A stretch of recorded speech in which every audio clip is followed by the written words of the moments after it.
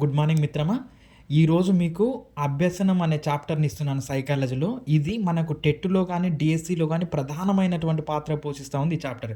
ఈ చాప్టర్ను స్టార్టింగ్ నుండి ఎండింగ్ వరకు ఎలా చదవాలి, దీనిలో ఉన్న అంశాలు ఏంటి మొత్తం కూడా ఇచ్చాను మిత్రులారా. సో చూస్తే అభ్యసనం అనగా ఏంటి అని అంటే అనుభవము లేదా శిక్షణ ద్వారా మన ప్రవర్తనలో కలిగేటటువంటి మార్పునే అభ్యసనం అని అంటారు. అంటే అనారోగ్య సమస్యల వలన కానీ ఇతర మన సహజంగా వయసుతో పాటు వచ్చేటటువంటి మార్పులు అనేవి అభ్యసనం కావు. కేవలం ఒక అభ్యసనము లేదా అనుభవము శిక్షణ ద్వారా వచ్చేది మాత్రమే అభ్యసనము.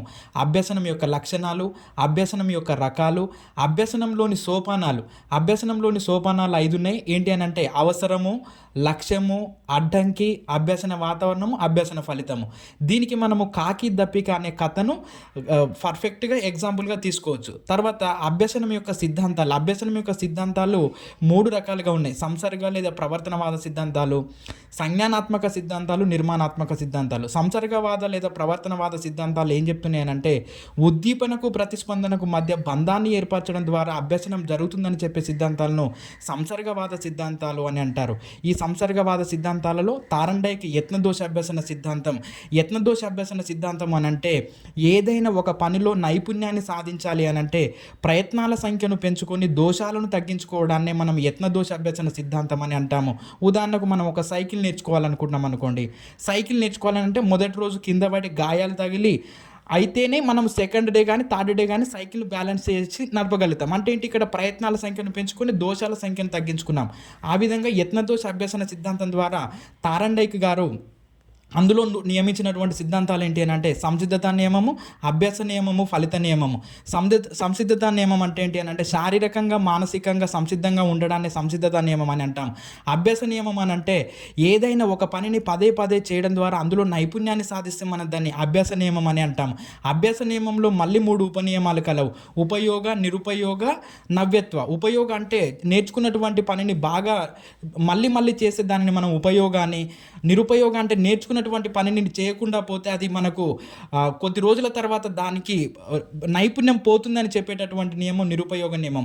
నేర్చుకునేటటువంటి అంశము నవ్యత్వంగా కొత్తదనంగా ఉంటే అభ్యసనం బాగా జరుగుతుంది అనేటువంటి చెప్పేటటువంటి నియమం నవ్యత్వ నియమం. తర్వాత మనకు ఫలిత నియమం. నేర్చుకున్న అంశం వెంటనే మనకు రిజల్ట్ బాగా ఉంటే అభ్యసనం బాగా జరుగుతుంది అనేటటువంటి నియమం ఫలిత నియమం. ఈ విధంగా తారండైక్ యత్నదోష అభ్యసన సిద్ధాంతంలో సంసిద్ధత నియమం, అభ్యాస నియమం, ఫలిత నియమం. అభ్యాస నియమంలో ఉపయోగ, నిరుపయోగ, నవ్యత్వ. తర్వాత పావ్లోవ్ శాస్త్రీయ నిబంధన సిద్ధాంతం ఇతను కుక్క మీద ప్రయోగం చేశాడు. ఈ సిద్ధాంతం ఆధారంగా మనకు చెప్పినటువంటి నియమాలు ఏంటి అని అంటే పునర్బలన, విరమణ లేదా విలుప్తీకరణ, అయత్న సిద్ధ స్వాస్థ్యము, సామాన్యీకరణము, విచక్షణము, ఉన్నత క్రమ నిబంధనము, డీకండిషనింగ్ నియమం. ఇవి పావ్లోవ్ శాస్త్రీయ నిబంధన సిద్ధాంతంలోని నియమాలు. స్కిన్నర్ కార్యసాధక నిబంధన సిద్ధాంతం ఆధారంగా మనకు రూపొందించినటువంటి నియమాలు వచ్చేసి కార్యక్రమయుత అభ్యసనము, తరగతి గదులు ఇచ్చే పునర్బలనాలు, ఆకృతీకరణ, ప్రతిస్పందనలు రకాలు. ఈ తరగతి గదిలో ఇచ్చే పునర్బలనాలు మనకు 2 రకాలు: ధనాత్మక, రుణాత్మక. ఈ ధనాత్మక, రుణాత్మక పునర్బలనాలను మళ్ళీ 4 రకాలుగా అందిస్తాం. అదేంటి అని అంటే చరశీల, నిరంతర, స్థిర నిష్పత్తి, స్థిరకాల. ఇది తారండైక్ స్కిన్నర్ కార్యసాధక నిబంధన సిద్ధాంతం. ప్రతిస్పందనలు 2 రకాలు: నిర్గమాలు, ఉద్గమాలు. తర్వాత మనకు ఇవి సంసర్గ లేదా ప్రవర్తనవాద సిద్ధాంతాలు. తర్వాత మనకు సంజ్ఞానాత్మక సిద్ధాంతాలు చూస్తే ఆలోచనల ద్వారా అభ్యసనం జరుగుతుందని చెప్పే సిద్ధాంతాలను మనం సంజ్ఞానాత్మక సిద్ధాంతాలు అని అంటాం. అందులో మనకు అంతర్దృష్టి అభ్యసన సిద్ధాంతం. వీళ్ళను మనము గెస్టాల్ట్ వాదులు అని అంటాం. గెస్టాల్ట్ వాదులు చూస్తే మ్యాక్స్ వర్తిమియర్, కర్ట్ కోఫ్కా, వుల్ఫ్గాంగ్ కోహ్లర్, కర్ట్ లెవిన్, యాక్స్, వీళ్ళను మనము గెస్టాల్ట్ వాదులు అని అంటాము. వీళ్ళు రూపొందించినటువంటి సిద్ధాంతం అంతర్దృష్టి అభ్యసన సిద్ధాంతం. ఏదైనా ఒక సమస్య వచ్చినప్పుడు దాని మీద దృష్టిని కేంద్రీకరిస్తే దాన్ని అవధానం అని, ఆ దృష్టిని కేంద్రీకరించడం వలన మన మనసులో కలిగేటటువంటి ఆలోచనను ప్రత్యక్షమని, కలిగినటువంటి ఆలోచనతో ఆ పనిని, ఆ సమస్యను పరిష్కరించుకుంటే దానిని అభ్యసనం అని అంటాము. ఈ విధంగా మనకు గెస్టాల్ట్ వాదులు సిద్ధాంతం ద్వారా రూపొందించినటువంటి సిద్ధాంతము అవధానము, ప్రత్యక్షము, అభ్యసనం. నిర్మాణాత్మక సిద్ధాంతాలు చూస్తే నిర్మాణాత్మక సిద్ధాంతాలు ఏం చెప్తున్నాయంటే పూర్వజ్ఞానం ఆధారంగా ప్రస్తుత జ్ఞానం నిర్మించబడుతుందని చెప్పే సిద్ధాంతాలు నిర్మాణాత్మక సిద్ధాంతాలు. ఈ నిర్మాణాత్మక సిద్ధాంతాలలో పరిశీలన సిద్ధాంతం, దీనిని ఆల్బర్ట్ మరియు బండురా అనే సైకాలజిస్టులు రూపొందించారు. చూస్తే ఇందులో మనకు అవధానము, ధారణ, నిష్పాదన, ప్రేరణ అనే నియమాలు కలవు. అవధానము, ధారణ, నిష్పాదన, ప్రేరణ. ప్రేరణలో మళ్ళీ ప్రత్యక్ష, పరోక్ష, స్వీయ. తర్వాత వైగాట్స్కి సాంఘిక సాంస్కృతిక అభ్యసన సిద్ధాంతము. ఈ వైగాట్స్కి ఏం చెప్తున్నాడు అని అంటే, పిల్లల చుట్టూ ఉన్నటువంటి సమాజము ఆదర్శవంతంగా ఉంటే వాళ్ళు ఆ సమాజాన్ని చూసి నేర్చుకుంటారు, వాళ్ళ చుట్టూ ఉన్నటువంటి పరిసరాలను చూసి నేర్చుకుంటారు. కాబట్టి పిల్లల చుట్టూ ఉన్నటువంటి ఓ సమాజమా, ఓ తల్లిదండ్రులారా, ఓ ఉపాధ్యాయులారా, ఓ వార్తాపత్రికలారా, ఓ మీడియా మిత్రులారా, వీళ్ళందరూ కూడా మీరు ఆదర్శవంతంగా ఉంటే పిల్లలు కూడా మిమ్మల్ని చూసి నేర్చుకుంటారని చెప్పేటటువంటి సిద్ధాంతము వైగాట్స్కి సాంఘిక సాంస్కృతిక అభ్యసన సిద్ధాంతం. ఈ సిద్ధాంతం ఆధారంగా చెప్పినటువంటి నియమాలు చూస్తే బోధనకు సంబంధించి, మనసుకు సంబంధించి, భాషకు సంబంధించి చెప్పాడు. బోధనకు సంబంధించి పరస్పర బోధన, భాగస్వామ్యత బోధన, జెడ్పీడి, స్కాఫోల్డింగ్. పరస్పర బోధన అంటే ఏంటి అని అంటే ఇందులో ఉపాధ్యాయుడి యొక్క సహకారం ఉంటుంది. భాగస్వామ్యత బోధనలో ఉపాధ్యాయుడి సహకారం ఉండదు, విద్యార్థులు వాళ్ళంతటా వాళ్ళే జట్లుగా విడిపోయి నేర్చుకుంటారు. జెడ్పీడి అని అంటే తెలిసిన అంశానికి తెలియని అంశానికి మధ్యన ఉన్నటువంటి అంశాన్ని జెడ్పీడి అని అంటారు, జోన్ ఆఫ్ ప్రాక్సిమల్ డెవలప్మెంట్. మరి ఆ తెలియని అంశాన్ని పూర్తించడం కోసం, తెలుసుకోవడం కోసం మనం వేటి మీద అయితే ఆధారపడతామో వాటిని మనం స్కాఫోల్డింగ్ లేదా సార్వా అని అంటాం. మరి మనసుకు సంబంధించి దిగువ మానసిక ప్రక్రియలు, ఉన్నత మానసిక ప్రక్రియలు. దిగువ అంటే జీవితం అంటే మనకు జన్మతః వచ్చేటటువంటి లక్షణాలను మనము దిగువ మానసిక ప్రక్రియలు అని, ఆ జన్మతః వచ్చినటువంటి లక్షణాల సహాయంతో దేటినైతే సాధిస్తామో వాటిని మనము ఉన్నత మానసికమైన ప్రక్రియలు అని అంటాము. భాషకు సంబంధించి సాంఘిక ప్రసంగము, ప్రైవేటు ప్రసంగము, నిశ్శబ్ద అంతర్గత ప్రసంగము. సాంఘిక ప్రసంగము 3 సంవత్సరాల వయసులో, నిశ్శబ్ద ప్రసంగము 7 సంవత్సరాల వయసులో ఉంటుంది, ప్రైవేట్ ప్రసంగము 3 సంవత్సరాల వయసులో ఉంటుంది. అదేవిధంగా అభ్యసన బదలాయింపు సిద్ధాంతాలు వచ్చేసి విద్యుక్త లేదా నియతక్రమ శిక్షణ సిద్ధాంతం. దీన్ని ప్రతిపాదించింది ప్రాచీనులు. రెండోది సమరూప మూలకాల సిద్ధాంతము, దీన్ని ప్రతిపాదించింది థారండైక్. సామాన్యీకరణ సిద్ధాంతం, దీన్ని ప్రతిపాదించింది చార్లెస్ జెడ్. సమగ్ర ఆకృతి సిద్ధాంతము, దీన్ని ప్రతిపాదించింది గెస్టాల్ట్ వాదులు. ఆదర్శాల సిద్ధాంతం, దీన్ని ప్రతిపాదించింది డబ్ల్యూసి బాగ్లే. అభ్యసన బదలాయింపు అని అంటే ఒక దశలో నేర్చుకున్నటువంటి అంశము మరొక దశకు ఉపయోగపడితే దాన్ని బదలాయింపు అని అంటాం. ఇది బదలాయింపు సిద్ధాంతాలు. అందులో మళ్ళీ మనకు బదలాయింపులో రకాలు ఉన్నాయి. అనుకూల బదలాయింపు, ప్రతికూల బదలాయింపు, శూన్య బదలాయింపు, ఏకపార్శ్వ, ద్విపార్శ్వ. అనుకూల బదలాయింపు అని అంటే ఒక దశలో నేర్చుకున్నటువంటిది ఇంకొక దశలో ఉపయోగపడితే అది అనుకూల, ఉపయోగపడకపోతే అది ప్రతికూల, ఉపయోగపడటం కానీ ప్రతికూలపరచడం కానీ జరగకపోతే అది శూన్య బదలాయింపు అవుతుంది. ఎడమకాలతో చేసేటటువంటి పని ఎడమ చేత్తో అంటే ఒకే పార్శ్వంలో ఉన్నటువంటి అవయవాలతో చేసేటటువంటి పనులను ఏకపార్శ్వ బదలాయింపు అనే, రెండు వైపులా చేయగలిగితే దాన్ని మనము ద్విపార్శ్వ బదలాయింపు అని అంటాం. ఇది అభ్యసన బదలాయింపులోని రకాలు. తర్వాత అభ్యసన వక్రరేఖలు, కాలానికి అభ్యసనానికి మధ్యన బంధాన్ని తెలిపేటటువంటి రేఖలను మనము అభ్యసన వక్రరేఖలు అని అంటాం. సో ఈ అభ్యసన వక్రరేఖలు ఏంటి అని అంటే కుంభాకార లేదా అవరోహణ లేదా రుణాత్మక త్వరణాత్మక అభ్యసన వక్రరేఖ. కుంభాకార వక్రరేఖకు 3 పేర్లు ఉన్నాయి: కుంభాకార, అవరోహణ, రుణాత్మక, త్వరణాత్మక. తర్వాత రెండోది పుటాకార లేదా ఆరోహణ లేదా ధనాత్మక. మూడవది లాక్షణిక అభ్యసన వక్రరేఖ. ఈ లాక్షణిక అభ్యసన వక్రరేఖలో మనకు 5 దశలు ఉన్నాయి. ఏంటి అని అంటే ప్రారంభ స్థాయి, చాంచల్య దశ, పీఠభూమి దశ, తిరిగి ప్రారంభ దశ, శారీరక ధర్మ సరిహద్దు దశ. ఈ విధంగా 5 దశలు ఉన్నాయి లాక్షణిక అభ్యసన వక్రరేఖలో. 4వది వచ్చేసి రేఖీయ వక్రరేఖ.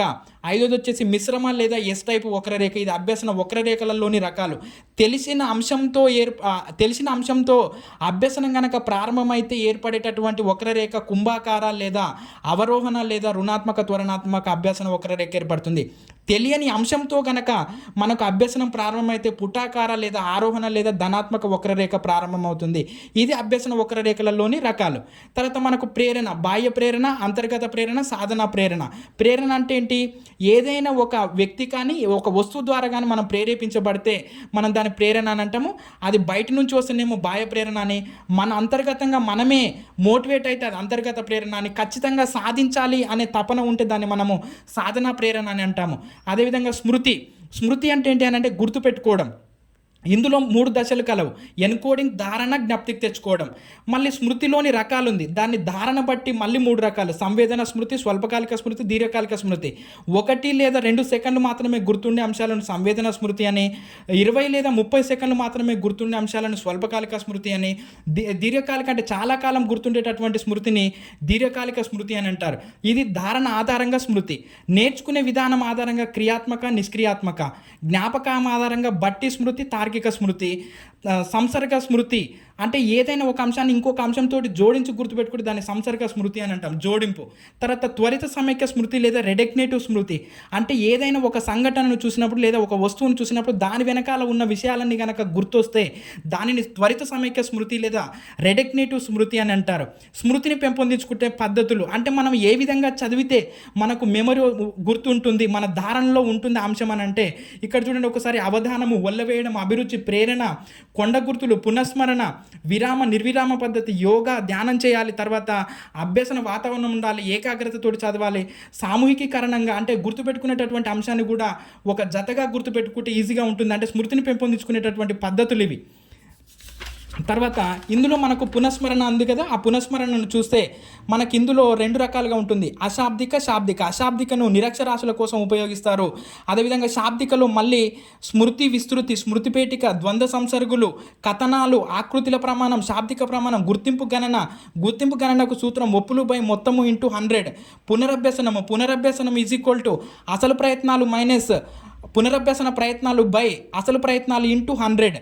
ఇది పునఃస్మరణ గురించి. తర్వాత డేజావు లేదా మిథ్య పరిచయం అంటే ఇప్పుడు చూస్తున్నటువంటి అంశము ఎప్పుడో చూస్తున్నట్టు అనిపించడాన్ని మనము డేజావు లేదా మిథ్య పరిచయం అని అంటాము. జైగానిక్ ఎఫెక్ట్ అని అంటే పూర్తిగా చేసిన విషయాల కంటే సగం చేసిన విషయాలే గుర్తుండడాన్ని మనము జైగానిక్ ప్రభావం లేదా జైగానిక్ ఎఫెక్ట్ అని అంటాము. విస్మృతి అని అంటే మర్చిపోవడం. విస్మృతి 1వ రోజు 66%, 6వ రోజు 75%, 31వ రోజు 80% ఉంటుందని మనకు దీని మీద ఎబ్బింగస్ పరిశోధనలు చేశాడు.